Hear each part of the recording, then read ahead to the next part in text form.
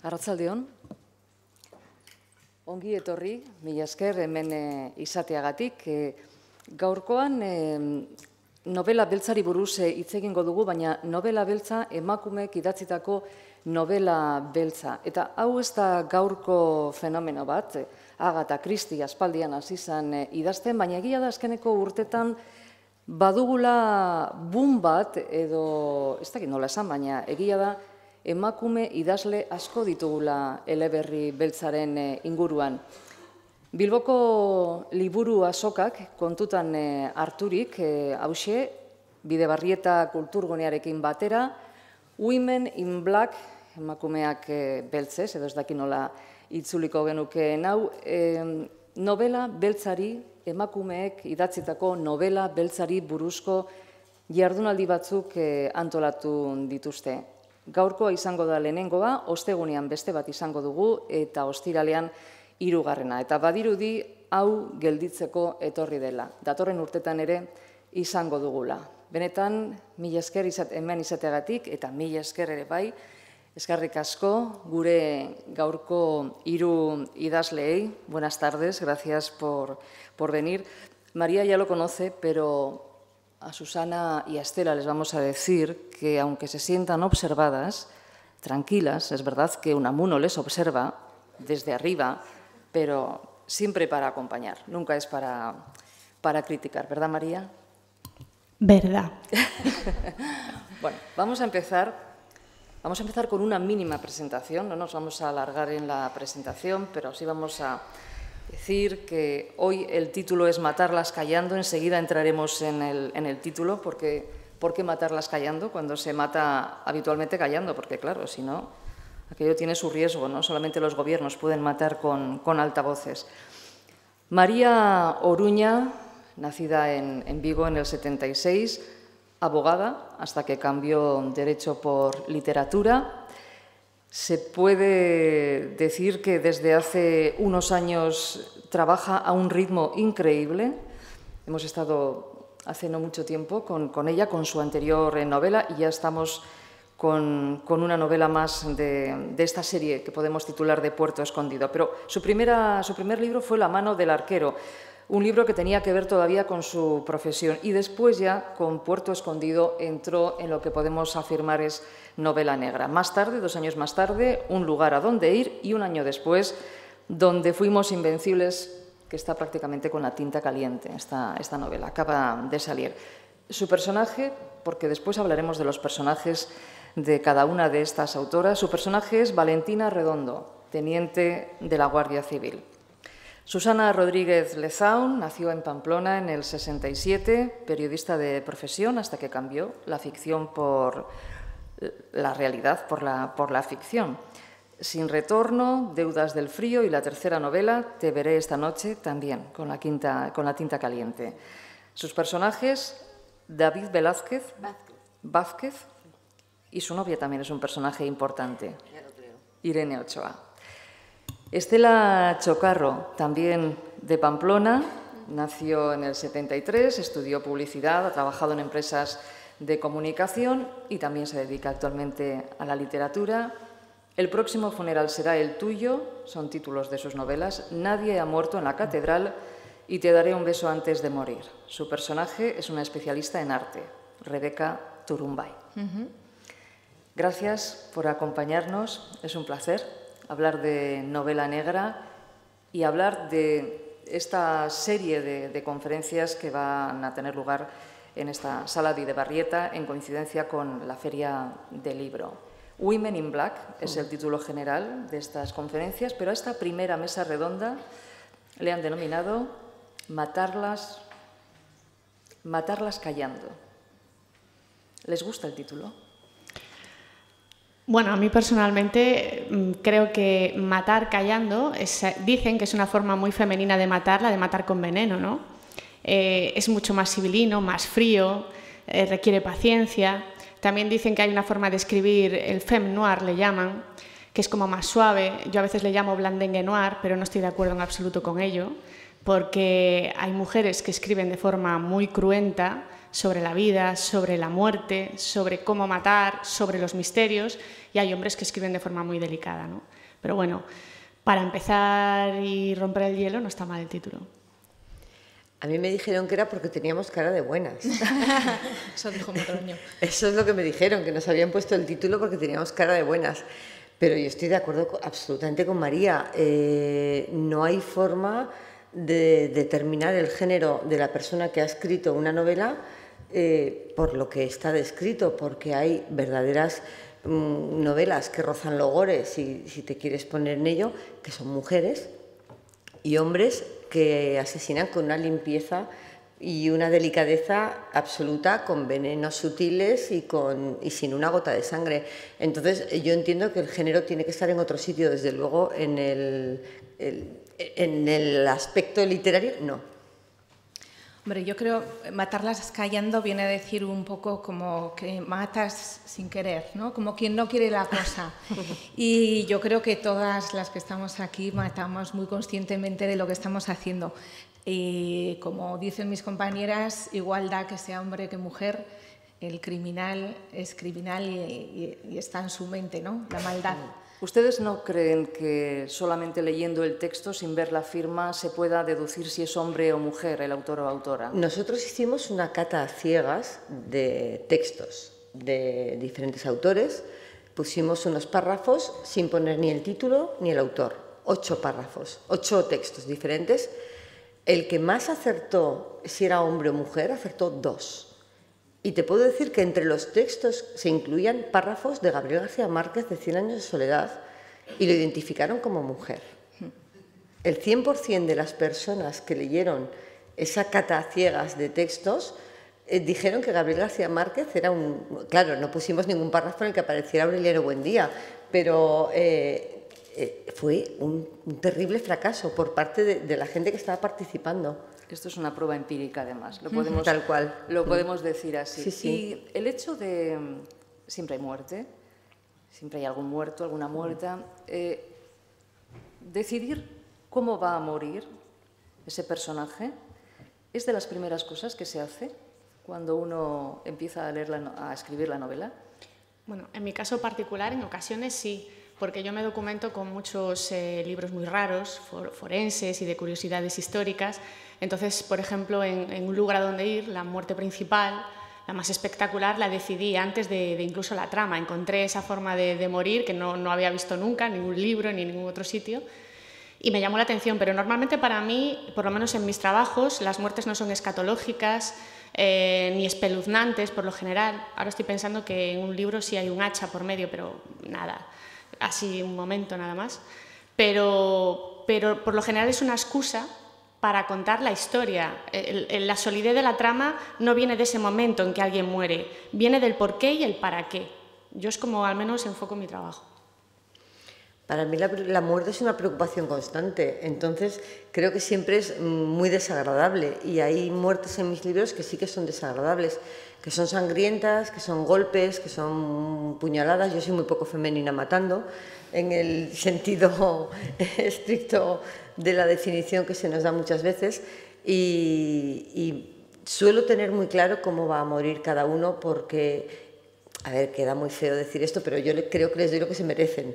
Entonces, que no siempre es así, o sea, porque son inocentes las víctimas, pero desde el punto de vista del asesino, que es en cuya cabeza tengo que estar en ese momento, le estoy dando lo que él cree que se merece. Y claro, nunca es agradable, nunca.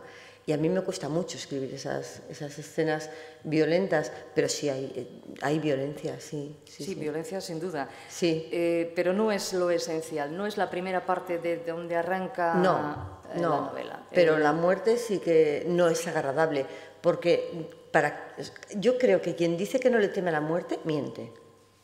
O sea, a mí me da miedo la muerte, o sea, de cualquier manera, ni siquiera la plácida. O sea, yo le temo a la muerte. Entonces, dar muerte, aunque sea en la ficción, yo creo que tiene que ser doloroso, cruento, duro, difícil, siempre. A mí me cuesta matar a mis personajes. Ay, a mí no. ¿No? Qué curioso. Yo sí, yo empatizo con ellos y hay veces que tengo que dejar de escribir un ratito para... me acabo de cargar a este ostras, mal, o sea, mal, lo paso mal. ¿Cómo no matarían nunca? Yo debo decir todavía de la anterior pregunta, en contradicción con lo que estáis diciendo, a mí sí que me ha pasado encontrar el lugar donde va a aparecer un muerto o el modo en el que va a morir, o sea, llegar a un sitio y decir, aquí voy a poner un muerto. O sea, me ha pasado varias veces. Y de hecho, en la última novela, el primer capítulo, escondo un cadáver en el buzo de Dalí de la fachada del museo. Y esto me pasó un día en una comunión de mi sobrina, estaba ahí, estaba mirando en la fachada del museo y dije, ahí veo un muerto. Todavía no tenía novela, ni tenía trama, ni sabía quién iba a estar ahí adentro, pero sabía que ahí quería poner un muerto. Y me pasó también con otra escena de la última novela, en la presa de Càrcar, que es donde ambiento mis novelas, que es mi pueblo, y lo tenía clarísimo. Esa presa era un lugar de ahogamiento clarísimo, ¿no? Su personaje es una especialista en arte. ¿Por qué eligió, habitualmente es un policía o una investigadora privada o siempre alguien relacionado con los cuerpos de policía? Y usted, en cambio, eligió una especialista en arte como personaje de sus novelas. La verdad es que a mí me interesan más las personas corrientes que los cuerpos policiales. Hay muchísimas sagas policíacas o de forenses y a mí me interesa más ver a una persona corriente en una situación extraordinaria. Es que me pongo en su lugar, me resulta más fácil ponerme en su lugar. Y yo siempre he sido una persona muy fantasiosa. Me he pasado toda mi infancia recorriendo los parajes de rincones perdidos de mi pueblo y siempre me han inspirado misterios ¿no? Entonces yo creo que era como una evolución lógica que mi personaje fuera una persona civil, que fuera una persona corriente que se va viendo envuelta en situaciones extremas o que las busca si le interesa, ¿no? Así que en ese sentido es un poco diferente. Pero esto que cuenta ella de escritor chalado, perdona, así de que me pasa a mí también, de estar, imagínate, vas paseando y dices, ay, aquí, no sabes qué vas a escribir, pero ahí hay escena, ¿no? Pues a mí eso también me pasa, fíjate. También. ¿Tú también? Sí, sí. Qué barbaridad. El espacio marca tanto. Cuando ven un determinado paisaje o un choco, un espacio así pequeñito... Sí. Que Aquí hay un muerto. Sí. Yo creo que el escenario Sí. inspira muchísimo, Sí. incluso sin tener historia. El Y luego le escenario te construyes alrededor. Claro. Pero, Madre mía, estamos fatales. Por eso tiene que ser conocido el paisaje. En su caso Cantabria, en su pero caso inspiran Pamplona, documentales en su caso Càrcar. y series de televisión o cosas que ves en documentales o en fotos o que te están contando. Incluso lees libros de otras personas que te están describiendo un escenario y dices, yo aquí pondría un muerto con una tranquilidad. Es que todo es fuente de inspiración. Yo a veces Todo, he estado sí. comprando el pan y he visto una señora que utiliza siempre un tic o hace tal gesto siempre repetitivo y sé que eso se lo voy a incorporar a un personaje. No sé a cuál, aún no he escrito la novela, pero sé que va a estar, porque me ha llamado tanto la atención. Los escenarios, algunos además vienen marcados por dónde viven los personajes. Càrcar, Pamplona, en su Cantabria. caso Cantabria, porque allí vive Valentina. Sí, no le ha quedado otra. Antes comentaba, hay algún alcalde que me ha pedido que si puedo matar a alguien en su pueblo también allí. Dije yo, hombre, no, que esto no va así y tal.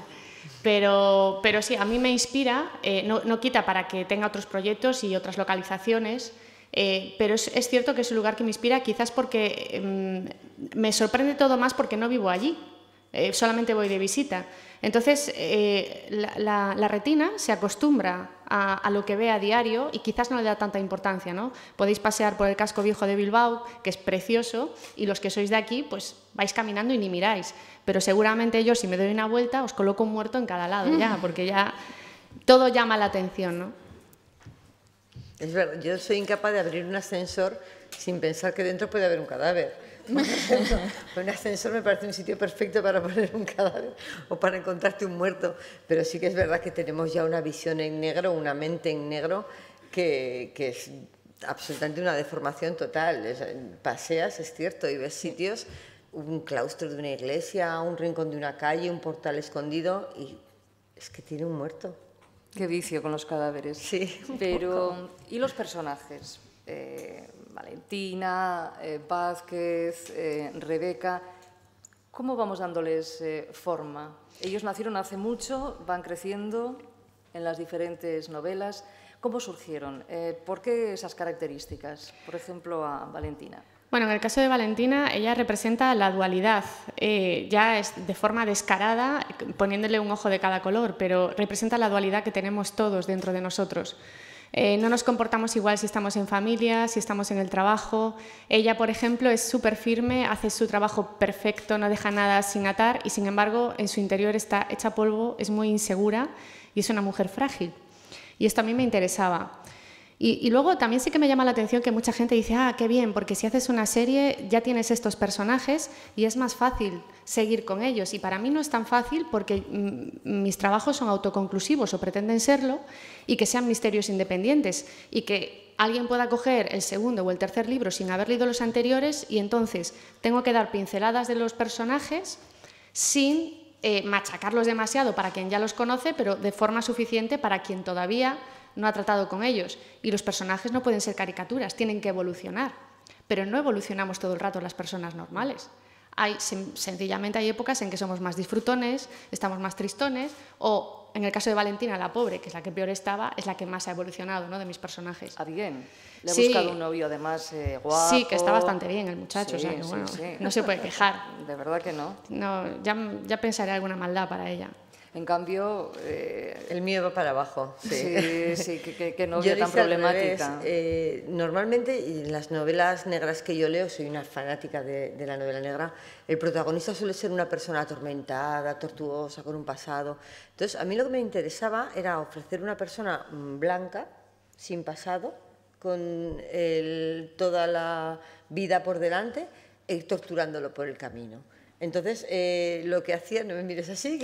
¡Qué mala! Sí, entonces, claro, lo que le va pasando en la vida le va marcando. Lo que le pasa en la vida es que se echa una novia asesina, pero él no lo sabe. O sea, él convive con una persona que ha matado a su marido y ella evoluciona de una manera hacia una espiral de violencia, bueno, pues de la que realmente después es incapaz de salir. Y él no lo sabe, porque realmente, bueno, pues él conoce la faceta de ella fantástica, pues duerme con ella, la quiere, la adora, y ella lleva una vida paralela un tanto, bueno, terrible. Entonces, yo lo voy maltratando según van pasando las páginas y van pasando las novelas, y el David Vázquez de la tercera novela no es el David Vázquez con el que empezamos. Mi interés era que él cambiara a los ojos del lector, que el lector avanzara y comprendiera y acompañara a David en los momentos, bueno, pues dolorosos unas veces, de fuerza y coraje en otros. Y por un lado está la trama policial a la que se enfrenta, que siempre es independiente, igual es autoconclusiva en cada una de las novelas, y la trama personal que se desarrolla a lo largo de las novelas, y que es la evolución del personaje, porque todo lo que te pasa en la vida te marca, todo, o sea, todo. Entonces, esa evolución y ese marcaje era lo que yo quería mostrar, y era mi interés, no traerte ya uno torturado de serie, sino, bueno, mira qué es lo que le está pasando y mira cómo actúa ahora, ¿no? Y mi reto es ser coherente con todo lo que le he hecho y ser coherente con el personaje a partir de ahora, claro.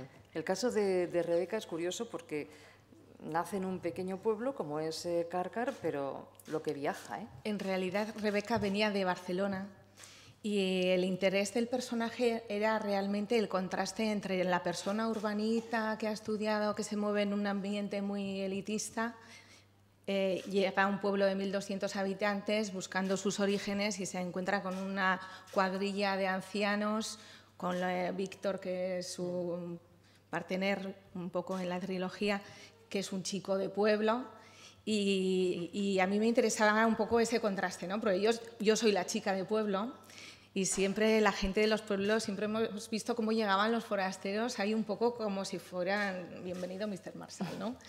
Y obviamente ha evolucionado Rebeca a lo largo de la trilogía, porque estos 4 ancianos y este amigo que es Víctor, que se ve implicado en muchas aventuras con ella, pues le hacen cambiar esa altivez con la que llega, ¿no?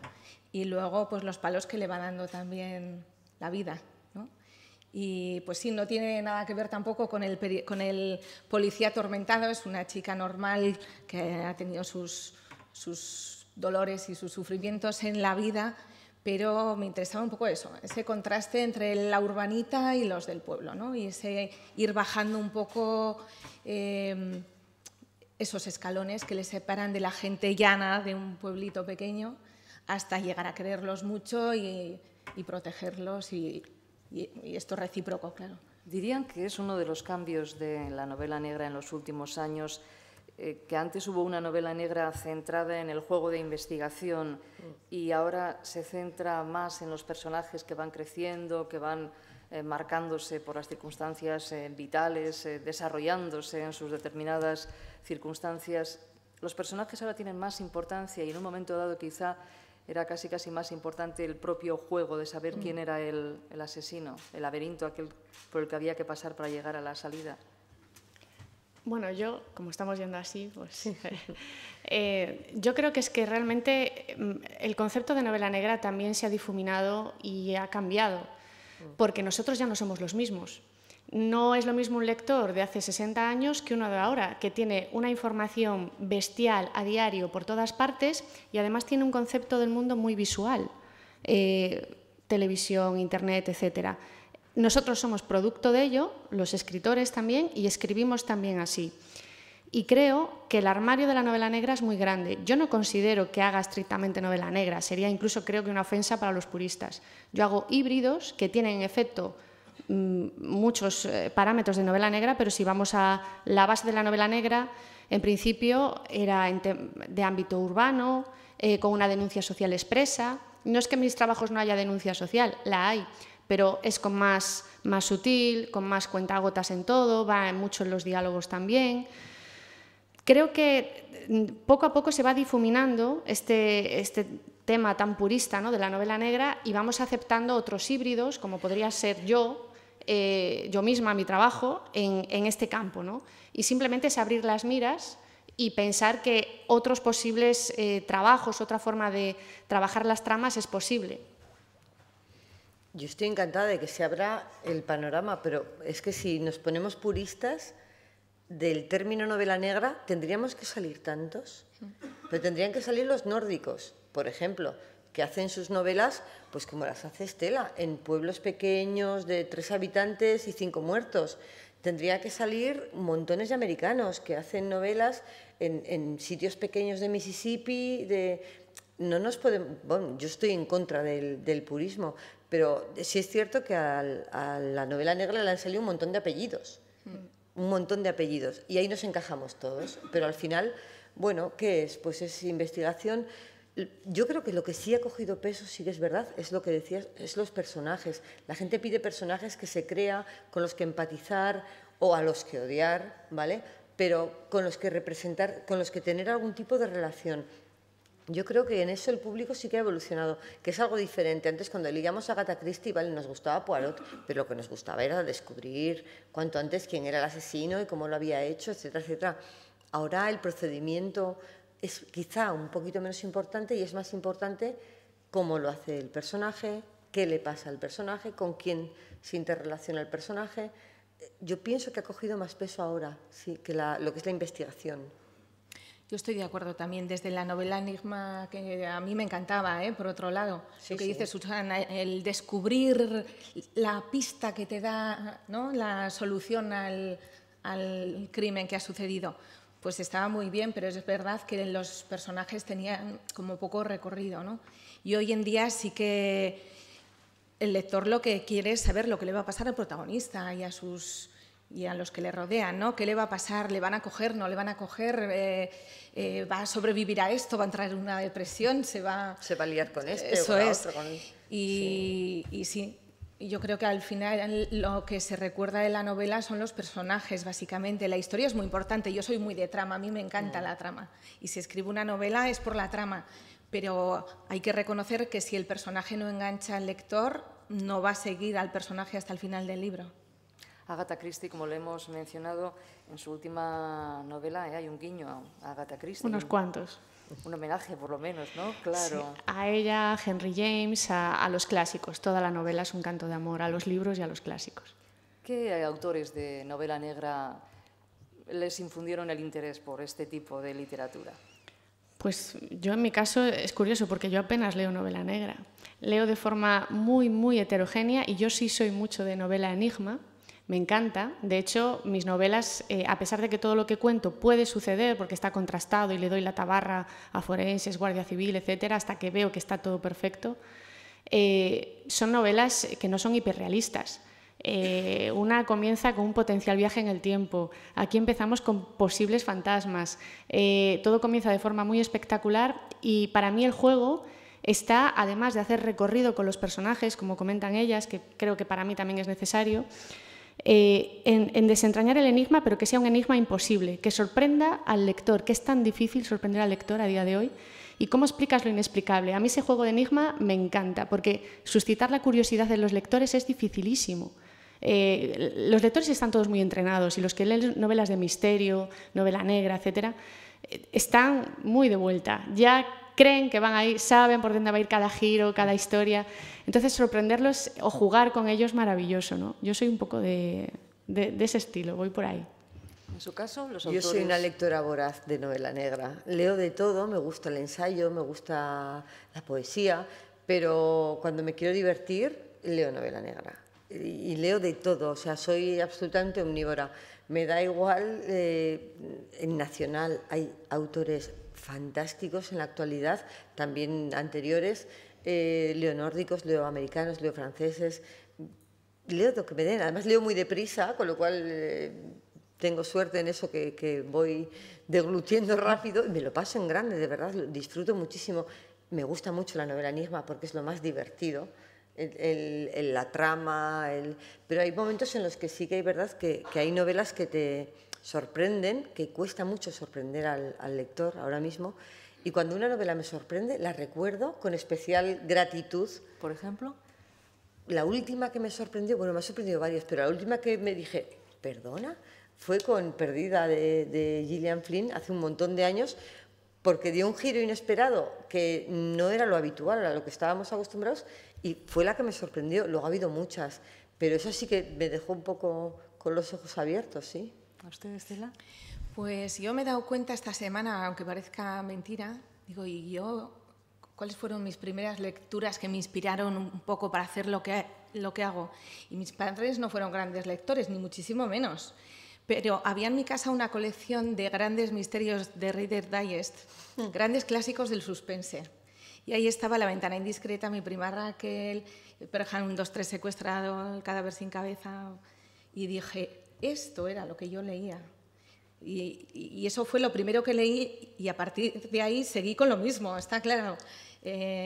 A mí me atrae el misterio y el cine nos ha influido muchísimo también. Entonces yo me leí La ventana indiscreta, pero luego la vi en el cine.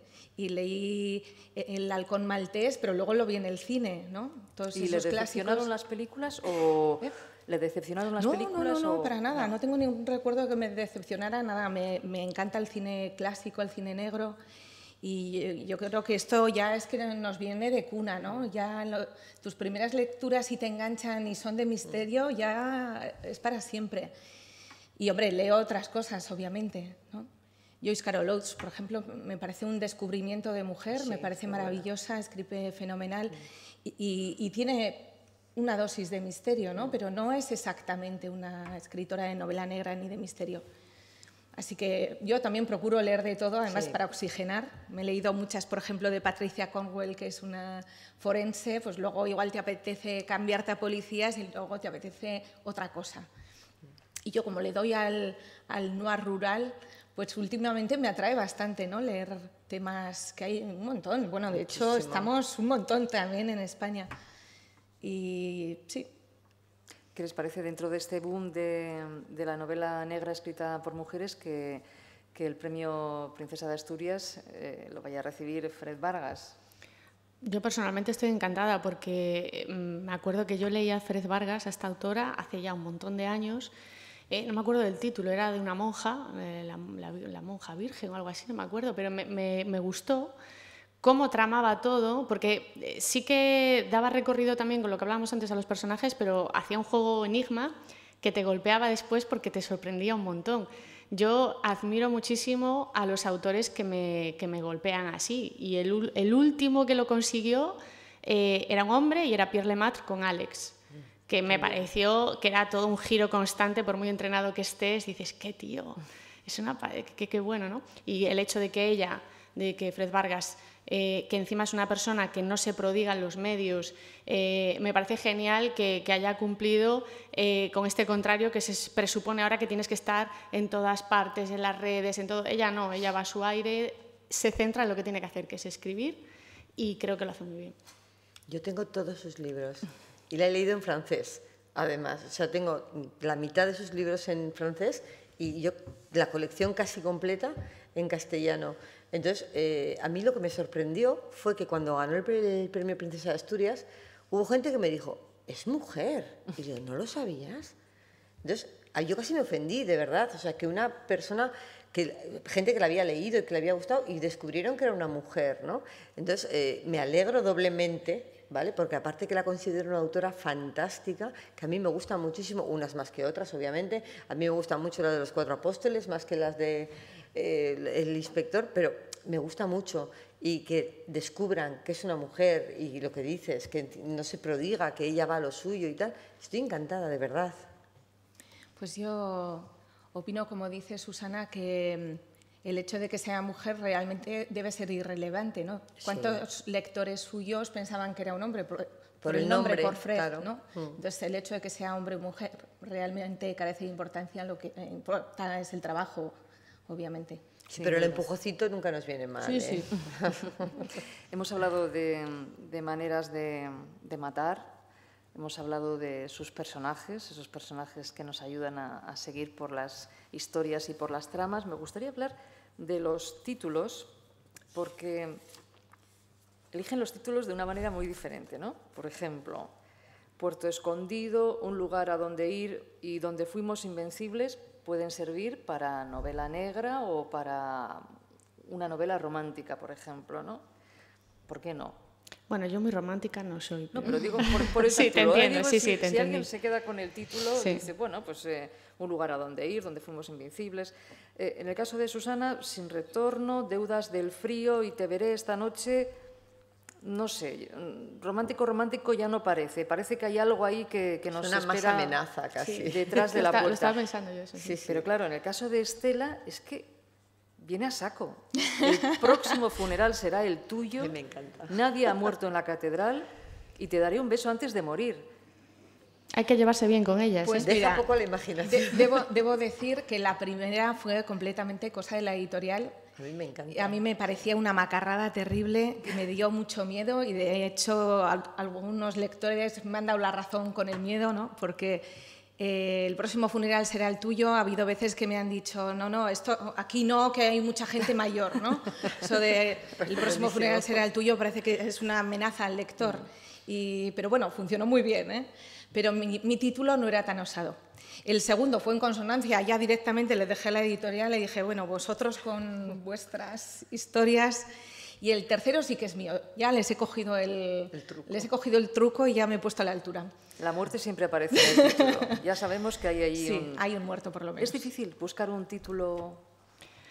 Yo creo que es difícil. Bueno, yo, por ejemplo, si un libro tiene un mal título, directamente no lo leo, porque digo, si no has sido capaz de ponerle un buen título, madre mía lo que habrá dentro. Pero esto es algo muy ligero por mi parte, porque estoy hablando de títulos directos, o sea, no traducidos, porque a mí me han traducido a otros idiomas y cuidadito. O sea, yo he visto que se ha puesto cosas un poco raras. Entonces, tampoco tiene que ver. Me encanta la trilogía de Millennium, la de Stieg Larsson la devoraba. Y resulta que, bueno, los títulos son un poco raros también, o sea que tampoco vamos... Pero en mi caso particular, los títulos sí los puse yo, pero a pesar de que a mí me gusta el tema del enigma, me gusta el tema de los personajes, todo, realmente el peso de la novela, para mí, viene implícito en el mensaje que va en el título de mis novelas. Porque cuando llegas, hay un momento en la novela en que llegas a una parte en la que comprendes por qué se titula así. Y es una reflexión que no pretende ser moral, ni adoctrinar, ni enseñar nada, simplemente es una reflexión que se pone sobre la mesa para que el lector la coja y haga con ella lo que quiera. Me gusta pensar los libros así, titularlos así, porque realmente ese es el verdadero sentido de la novela. No ya el enigma, por muy interesante que sea, no ya los personajes por bien o mal que te caigan, ¿no? Mis títulos, ninguno es mío. Ah, no. Yo soy tan periodista que los títulos de mis novelas lo explico todo. Yo hago un titular. Entonces, claro, la editorial me dice, hija, no, o sea, no puedes, no dejas nada no suspense. puedes hacer esto, tienes que, bueno, pues, entonces el título de la última novela, por ejemplo, es un verso de una canción de Rod Stewart, de Downtown Train, y que, claro, él en la canción lo pregunta, ¿no? ¿Te veré esta noche? Yo lo dejo en plan más amenaza. Pero realmente yo no soy buena titulando porque doy muchas explicaciones. Yo creo que ahí es donde se me ve el plumero periodístico, ¿no? Hago un titular en lugar de un título. Entonces, la editorial, con muy buen criterio, debate conmigo, siempre gana, obviamente, porque no me queda más remedio que darle... Es que tienen razón, o sea, tienen razón, porque sus títulos son mejores que los míos. Yo no dejo nada a la imaginación, soy muy sosa titulando. De hecho, la novela que acabo de terminar, la he titulado novela 4. Sí. A la espera del título Sí, que le van a no me voy ni a poner molestar. en la editorial. La editorial siempre aconseja bien. Yo sí que hubo matices en el Cierto. último título, porque yo lo tenía un poco más corto inicialmente y luego pues lo debates, Claro. hablas y al final sí, el Sí. último sí que se modificó y gracias a mi editora Ana Soldevila, al final creo que acertó más ella que yo ahí. Pero bueno, oye... Tienen unas tablas tremendas en ese Sí. tipo de cosas y yo reconozco mi ignorancia y mi novatez, con lo cual escucho, debato, pero es que cuando tienen razón, o sea, ya está. Se admiten de buen grado los Hay que ser consejos. humilde y reconocer hasta dónde sabes y hasta dónde no sabes. O sea, para mí eso es un punto a mi favor, que yo reconozco lo que no sé, que es titular. Es que a veces puedes escribir 400 páginas y dices, qué bien, las he repasado, he dejado enfriar, lo he vuelto a coger, creo que está bien. Pero luego el título, cuidado, Claro. estás una semana Sí, ahí sí. dándole Uy, y dices, una pero esta semana. vez. Y más. Yo y creo más. que es complicadísimo y es un arte en sí mismo, estoy Bueno, convencida. sí, Y luego ocurre también que en la editorial te dicen, es que este título que propone se corresponde con otro tipo de novela. O sea, ellos tienen muy claro cómo es el mercado y lo que evoca cada cosa, mejor que nosotras, porque Sí. conocen el mercado muy bien. Y entonces te encuentras con que pues te dices que este título para tu novela No vale. Claro, no le va. Es verdad, sí. Y como dice Susana, al final te tienes que dejar aconsejar. Pero yo sí que creo que es un arte, ¿eh? El que es buen titulador y el que no. Yo Vaya. no lo soy. Es complicado. ¿Les parece que el auge de la novela negra tiene que ver de alguna manera con la sociedad un poco violenta en la que vivimos?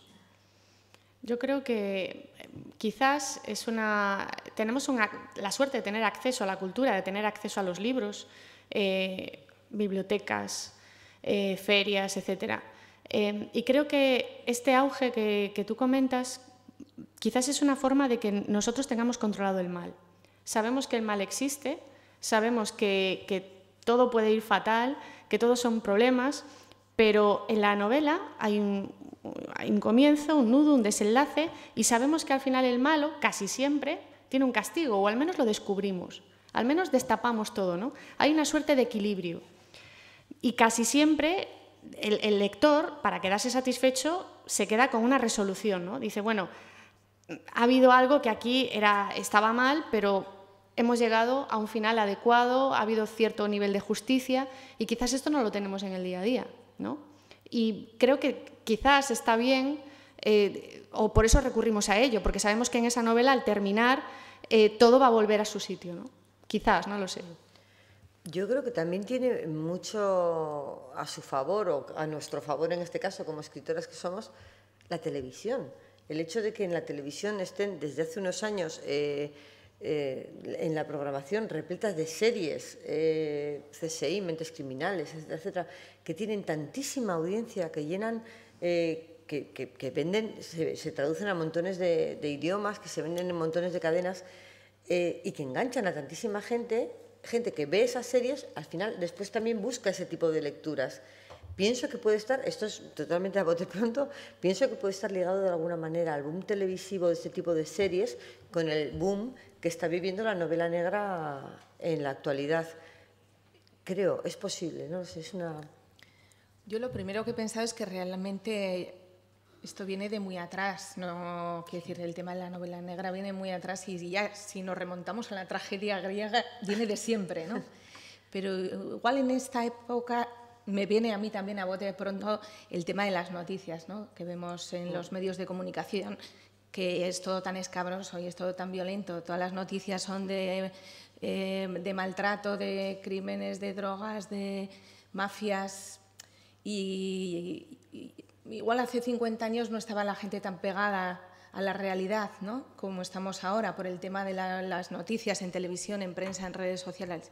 Puede ser que venga un poco de ahí, ¿no? De coger, hacer un poco nuestro ese mundo un poco truculento que nos plantea la propia realidad, ¿no? Y nos lo meten hasta la cocina en los medios de comunicación y igual es un poco eso, ¿no? Esa mezcla de coger todo eso que ya te han metido en casa y darle forma y decir ¿y por qué? ¿No? Que a mí igual es la pregunta que me parece más interesante cuando tratas un tema de violencia, el por qué. ¿Por qué has matado a alguien o por qué te estás vengando o por qué estás delinquiendo? Creo que Estela tiene... Ay, perdón. No, Que te estaba escuchando y creo que tiene razón, queremos comprender. Yo, por ejemplo, hay un autor que yo le dije el otro día, a Lorenzo Silva, digo, tú haces hiperrealismo, porque él realmente coge, noveliza de forma genial y perfecta noticias que podrían salir en el telediario o que de hecho salen en el telediario, ¿no? Me acuerdo uno que creo que era Los cuerpos extraños, en el que hablaba de la corrupción urbanística, etcétera, los ayuntamientos, y era tal cual, y tú querías comprender cómo se llegaba a ese nivel y el desenlace, ¿no? O como, por ejemplo, creo que fue Premio Planeta el de Milena o El fémur más bello del mundo, de Cepeda, que te explicaba todo la trata de blancas, y yo por fin, o sea, es un libro muy duro, pero comprendí la magnitud bestial del problema. Y creo que ese querer comprender a lo mejor nos lleva a leer, a pesar de que sabemos que son temas duros y complejos, pero a querer comprender cómo está todo el cotarro montado, porque creo que también somos conscientes que lo que sale en prensa y en los medios de comunicación, vamos, sabemos la mitad de lo que ocurre en menos de la mitad. O sea, nos llega lo que está, todos los medios, al final ya ha sido filtrada la información, casi siempre, de alguna forma, ¿no? Nos llega el titular. Claro, sí. Entonces... Te llega el titular y además no te cuentan cómo termina la historia. Claro. Te cuentan, aparece una mujer muerta en la playa de no sé qué. Y ya está, te quedas con eso. Y dices, ¿quién habrá sido? Igual luego te enteras de quién ha sido, pero ¿y por qué? ¿Y qué pasa con esa persona? ¿Va a ir a la cárcel? ¿Cuánto tiempo va a ir? ¿Qué pasa con su familia? ¿No? ¿Cómo se van a tomar? ¿Cómo ha llegado a hacer una cosa así? Todas esas cosas yo creo que son las que recogemos los escritores después, ¿no? Y las vamos creando personajes, creando tramas y metiéndolos en las novelas. Puede ser que tengamos todo bastante fragmentado y entonces nos quedamos solamente con ese título, con la parte superior, y la novela lo que nos permite es desarrollar esa La novela negra historia. siempre ha tenido ese componente de denuncia social, de sacar a la luz los trapos sucios de la sociedad. En los años 50, 40 de la novela americana hablaban de la mafia, de los sindicatos que lo manejaban todo. Ahora hablamos de otros temas, de violencia de género, de tráfico de blancas, de drogas, pero sí que es cierto que salen a la luz, a las páginas, los trapos sucios de la sociedad, la corrupción política, la corrupción financiera. Y es posible, lo que dices, que la gente lo que quiere es ver qué es lo que pasa. ¿Qué hay detrás del telón? Eso es, y qué hay detrás de eso. Las relaciones familiares también muy importantes en la novela negra actual. Y entendemos por novela negra todo lo que ustedes hacen y mucho más. O sea, en este híbrido en el que incluimos la novela negra. También las relaciones familiares han adquirido mucha importancia, ¿no? Claro, date cuenta, el ejemplo que ponía Estela, decía, bueno, aparece un muerto en una playa, lo que sea. Y yo me pregunto, imagínate que nadie en el pueblo dice nada, todo es silencio. Yo me pregunto, ¿y por qué no dicen nada? ¿Qué clase de terror tienen y a quién para estar callados, ¿no? Sabiendo que les puede pasar a ellos, o en fin, a mí eso sí me interesa. Y en efecto, yo por ejemplo, mis novelas son muy corales porque yo entiendo la vida así. Mi familia, mi marido, mi hijo, no es solamente el núcleo de mi mundo. El núcleo de mi mundo son mis amigos, mi trabajo, los que estamos aquí ahora también, todo, ¿no? Se va esparciendo y en las familias también tienen que salir las novelas porque el investigador no solamente investiga y está 24 horas, salvo que sean estos personajes torturados de otras novelas, que era el típico investigador solitario, alcohólico, que llegaba a casa y no había nadie y tal. No, a ver, si tienen una vida más o menos equilibrada, todo tiene que estar en equilibrio también, ¿no? Yo creo que sí que está bien y los trae un poco más a la tierra, aunque sea un domestic noir, aunque sea un investigador que no es policía ni nada, tiene que tener algo más que no eso, porque creo que si no la novela también sería asfixiante a lo mejor, no sé. Las relaciones personales yo creo que ahora son el pilar de la buena parte de la novela negra que se está haciendo, cómo se interrelacionan entre ellos en función de sus características, de sus preferencias, de su situación personal, de su pasado, de su presente, de sus aspiraciones. Y es súper interesante lo que dices, lo que me ha pasado me ha convertido en lo que soy y lo que soy me va a obligar a actuar de esta manera. Para mí eso es muy interesante. A mí igual mis novelas son muy corales porque me interesa mucho la gente, porque me gusta la gente y me gusta ver qué le pasa a la gente y qué es capaz de hacer la gente. Y hasta dónde es capaz de llegar en determinadas situaciones. Y a veces llevas a un personaje al límite y llevas a tu mente al límite para ver hasta dónde sería capaz de llevar. Me interesa muchísimo la gente. Si les parece, abrimos un turno de preguntas, comentarios, porque seguro que hay muchas cosas que quedan por decir y que alguien quiere saber algo más de ello. Tenemos un micrófono aquí para que escuchemos todos bien la pregunta o el comentario. Tenemos ahí. Qué rápido, normalmente tardáis un minuto, así. Siempre al principio sois muy convencer tímidos, a alguien, ¿verdad? Sí. Hola, gracias por todo lo que estáis diciendo de la novela negra, vamos a decir la clásica. Yo actualmente veo que la novela negra actual, los personajes y los muertos son muy nuestros. Es decir, por ejemplo, el sitio donde se describe y demás son locales. Es decir, por ejemplo, en el caso, porque de vosotras no he leído mucho así, pero de María y demás, describe Swancer, describe comillas, describe sitios donde están allí, ¿no? Personajes y demás que los pone en tal sitio que puedes ir y puedes decir, está aquí, ¿no? No es un sitio que, como en la novela negra clásica, muchas veces es una ciudad y no se sabe muy bien cuál. Aquí se describe mucho. Por ejemplo, pasó con la trilogía del Bazán, que al final parecía una guía turística, ¿no? Es decir, que eso, no sé quién ha dicho que un alcalde decía que le venía bien para un muerto poner para el pueblo. Porque, claro, yo creo que es una cosa que aparte los personajes y demás son cosas más nuestras, ¿no? Se habla de la guerra civil, se habla de muchas cosas y demás, que la gente ha pasado eso, lo ha visto en los pueblos, cosas y demás, de situaciones y demás, de miedos y eso, que se ha vivido en este país y demás, ¿no? Y entonces se ve como algo propio y nuestro y demás. Y me parece que es una cuestión y un fenómeno muy bueno actualmente, que es también para ver sitios y demás, y eso que aparte de lo que habéis comentado del enigma y esto. Gracias. Yo creo que hay que agradecer a las editoriales que están apostando por autores que escribimos ambientando las novelas aquí, en los pueblos, en las ciudades, ¿no?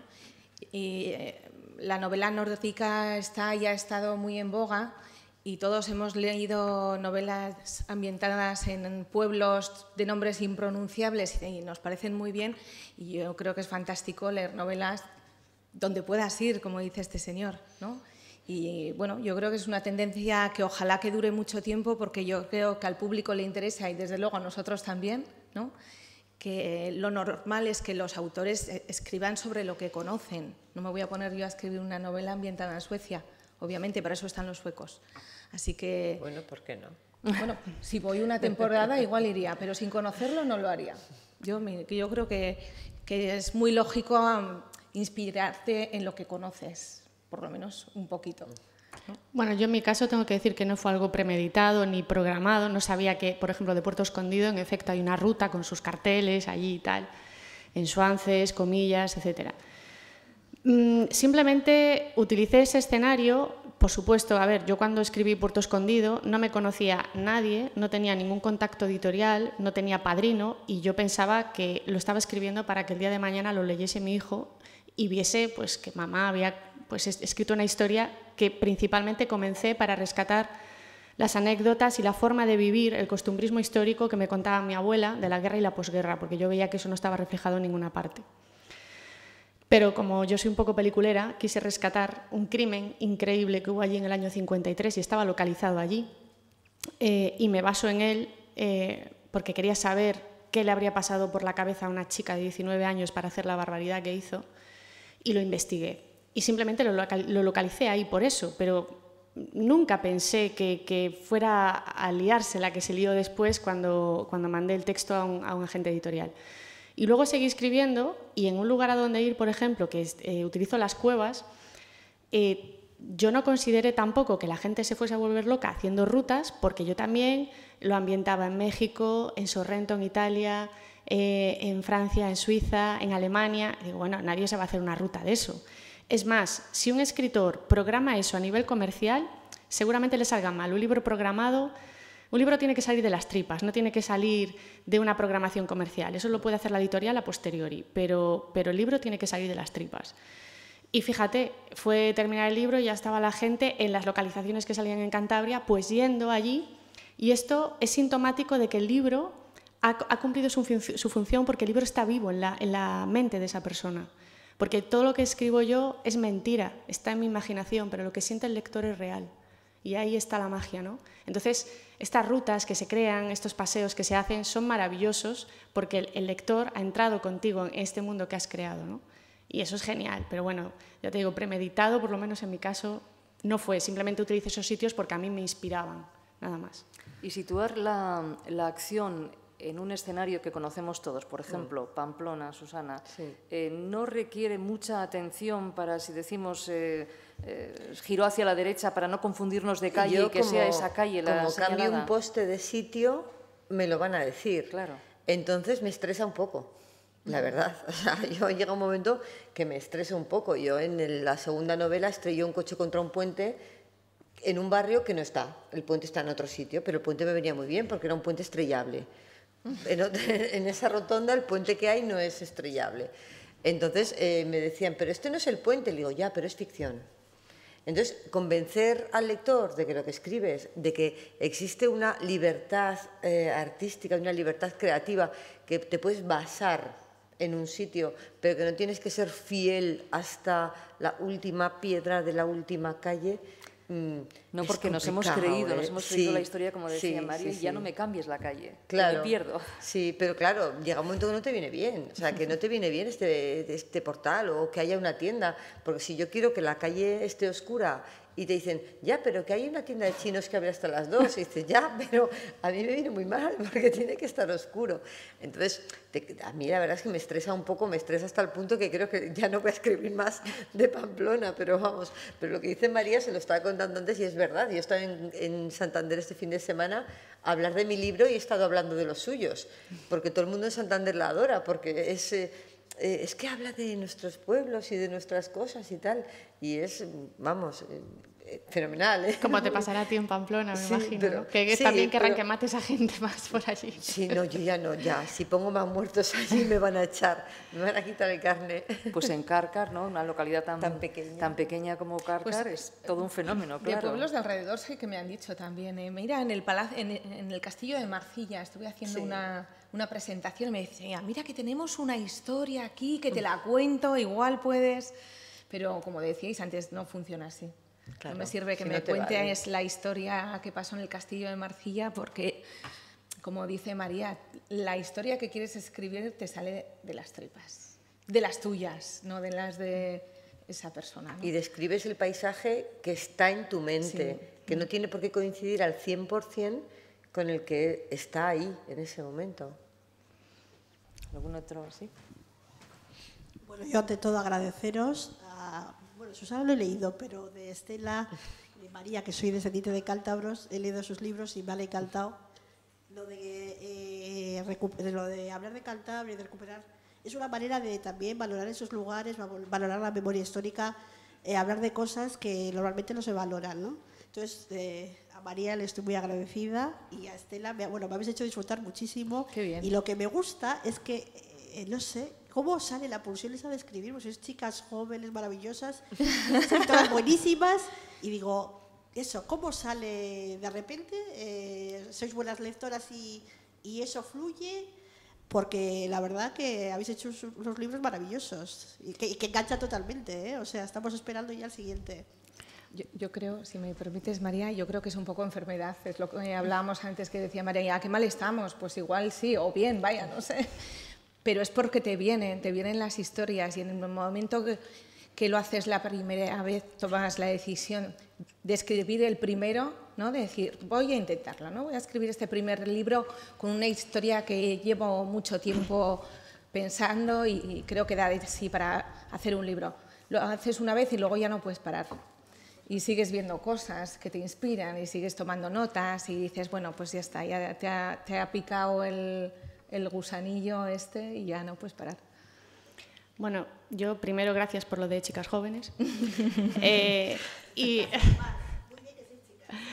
Y bueno, me alegro mucho de que hayas disfrutado con nuestras historias, de verdad, y que hayas descubierto localizaciones, tanto de ellas como mías, porque si te fijas en mis libros no salen tampoco lugares muy espectaculares o conocidos, normalmente incluso salen lugares desconocidos que no son populares, pero que tienen un motivo para salir, ¿no?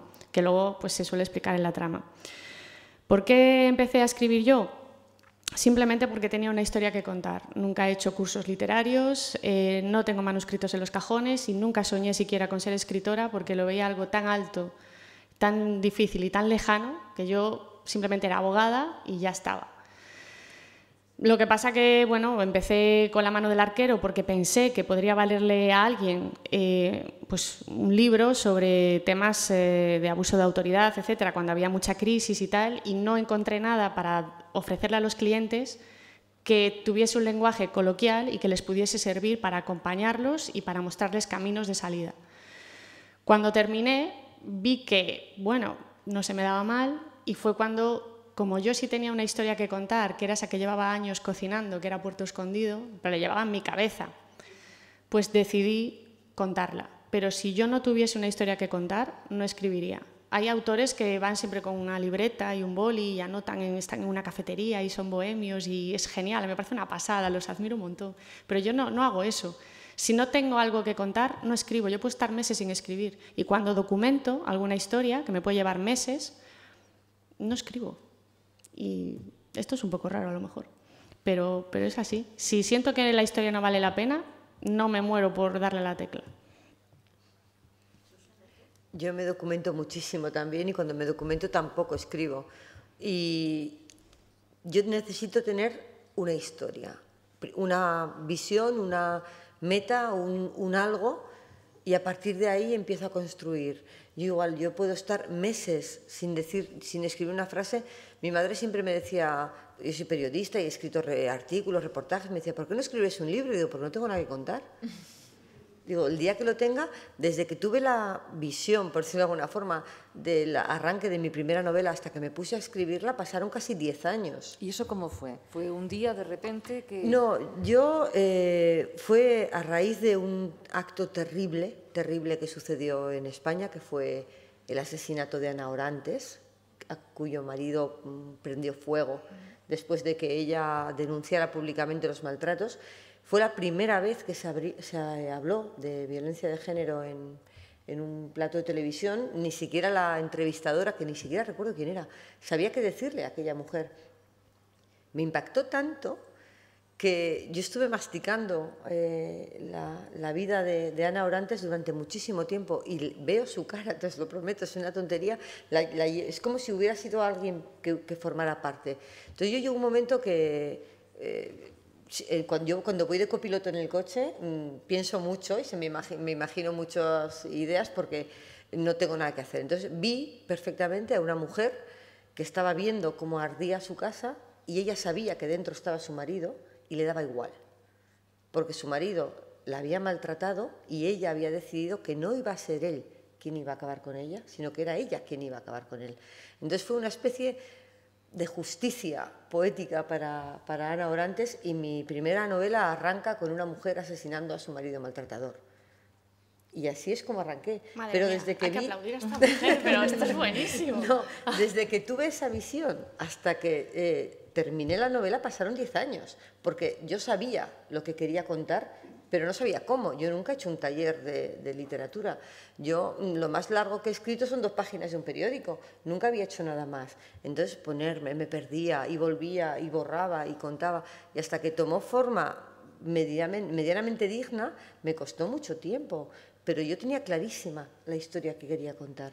Y mi germen se llama Ana Orantes, y a mí no me duelen prendas reconocerlo. O sea, es así de claro. Y ahí está el comienzo. Sí, sí, sí. ¿Alguna...? Sí, yo quería, precisamente Susana casi estaba diciendo, porque has comentado antes, o ha comentado antes, como los personajes, hay personajes especiales, ¿no? En el caso de Valentina, la dualidad por el color de los ojos, Rebeca en realidad es una mujer experta en arte, ¿no? Pero en el de Susana es importante el personaje del inspector, de David Vázquez, pero creo que lo que realmente marca tus novelas es el personaje de Irene Ochoa. De Irene. Y es realmente... has explicado ahora cuál fue la razón por la cual decidiste escribir, pero realmente como escritora y de cara al aspecto comercial, es tomar un riesgo muy fuerte el que uno de los personajes, de los 2 personajes principales, precisamente una sea un personaje controvertido, aunque se la puede comprender, sí, pero no es fácil, no tiene que ser fácil explicar sus motivaciones y que encima alguien pueda establecer empatía con ella, ¿no? ¿Es un riesgo? ¿Lo viste así? ¿O en la editorial comentaron? ¿O cómo? En la editorial no se mojan nunca. Te compran una novela con los personajes que hay. Yo cuando vendí la primera novela tenía escrita la segunda. Yo les conté qué es lo que iba a pasar, pero ellos no me dijeron nada. No me dijeron, vale, nos interesa. Sí que es un riesgo. Es un riesgo porque yo creía que David Vázquez en la primera novela es un poquito plano, y la que es fuerte es ella, ¿vale? Y que David Vázquez empieza a tomar potencia a partir de la segunda novela. Sí es un riesgo comercial, pero es que para mí era la única manera de contarlo. Si lo quieres, lo tomas, y si no, es que es lo que hay. Para mí es lo que hay. Irene Ochoa es una mujer que comprende que en su interior entiende que la única manera de solucionar los problemas es por la violencia. Lo que le ha funcionado es la violencia. No entiende otra forma de arreglar las cosas. Para salvaguardar su actual felicidad, cuando se da cuenta de que la vida es algo más que los golpes que ha recibido, la única manera que tiene de defenderse, de defender esa felicidad, es seguir matando. Ella no duda, sigue matando. Entonces, David Vázquez es cuando empieza a evolucionar. Y para mí era lo más interesante, era ofrecer al lector esa evolución, ese abrir los ojos, ¿no? De decir, la persona con la que yo estoy conviviendo ha hecho esto, lo ha hecho, y yo no lo he visto. Y ahí es donde yo me pregunto hasta qué punto conocemos a las personas con las que estamos. Porque para mí es una pregunta básica y fundamental. O sea, yo confío plenamente en la persona que vive conmigo, pero plenamente. Y cuando salen esos asesinos que los han detenido y de repente salen los vecinos en la tele y dicen, parecía majo, porque son gente normal. Entonces, a mí esa evolución me parecía básica, pero sí que es verdad que sí que asumí un riesgo. Podían haberme dicho, es que como la primera novela es tan blandito, pues no te vamos a comprar la segunda. Afortunadamente compraron la segunda y la tercera, y ahora es cuando se ha visto la potencia del personaje, pero la que es potente al principio es ella. Hay gente que le gusta y gente que la odia, o sea, no hay término medio con ella. Bueno, y para conocer a las personas, esto también en las novelas, nada mejor que ponerlos en situaciones límite. Porque si alguno ha visto Supervivientes, saben que tienen comida y que es un concurso, pero a la semana están que se matan. O sea, ya no hay cordialidad, saben que los están grabando, saben que a lo mejor su vida profesional depende de la imagen que den y les importa 3 pepinos. Imagínate que, por ejemplo, como yo en Puerto Escondido, cuando todos los personajes los ponía en la fase de posguerra, sin comida, pasando las canutas, imagínate, la gente ya no es tan amable ni tan simpática. Aquí a lo mejor venís todos comidos y merendados, pero si llevaseis 12 horas sin comer no estaríais tan simpáticos y tan calladitos, ¿no? A lo mejor, ¿no? Entonces, esto, jugar con ello en una novela, para mí es muy divertido. ¿Alguna cosa más? Sí. ¿Habéis pensado que os pueden llamar a las puertas los del cine y los de las series? ¿Estaríais dispuestas a pasar? Bueno, igual es una suerte, porque os haces millonarias, pero es que pueden ser muy cinematográficas estas novelas. ¿Os tienta eso? Yo creo que nadie te dirá que no a eso. No, porque al final es otro modo de dar a conocer más tu trabajo, ¿no? A ver, siempre se ha arriesgado que, a ver, siempre que cuando tú lees, la impresión que tú llevas es como tú has entendido el libro, según tus vivencias, tu momento vital, etcétera. Te habrá pasado que has leído un libro con 20 años y luego lo lees con 30 y te parece distinto, ¿no? Bueno, pues el director de una película va a ser un lector ajeno a ti que la va a mostrar como él la ha leído y a lo mejor no te hace gracia.